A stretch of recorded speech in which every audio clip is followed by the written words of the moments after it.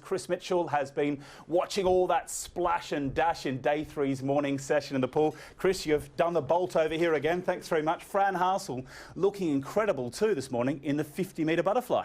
Yeah, she could have swum up the Clyde faster than it took me to get across town in a cab. Keystone Cops it was to get it, but well worth it because what a story to tell. Fran Harsel this morning went in the heats of the butterfly and broke the games record, the British record. She is swimming super fast. Tonight she goes in the final of the 50 metres freestyle up against Kate and Bronte Campbell of Australia. You can see her this morning. This is her this morning winning her heat in the fly. Super fast. She's a real bubbly, bright character. She loves her racing, but she's got a tag, I'm afraid, as being a bit of a choker, you know, when it comes to the big moments. London 2012, she disappointed. She managed to get a bronze medal in her sprint in Barcelona last year. And I was talking to her after that butterfly. I'm saying to her, what can you do tonight in the 50 metres freestyle to beat the scary sisters? That's what she calls the two Australians, Kate and Bronte. Yep. Now, Kate and Bronte are real competitors, like all Australians are. Fran has said that she's learnt some trigger words. So when she's stood on the blocks tonight, she'll look down at her toes and she'll say, feet together, hips together, go.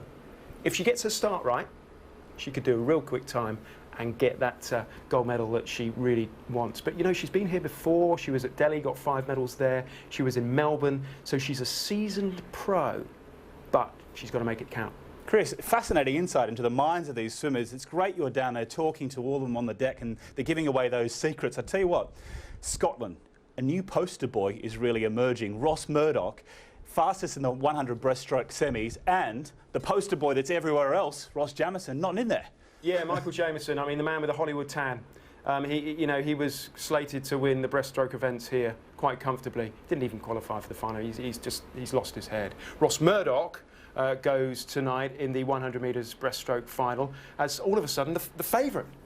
But Cameron van der Burgh is the Olympic champion, and he spoke to me afterwards. He'd shaved off his beard, but he'd left the moustache. He said, how much faster did he go without the beard? Well, he went fast, but not fast enough. But I said, look, Ross thinks he can beat you. And Cameron just leant back and said, we'll see what happens.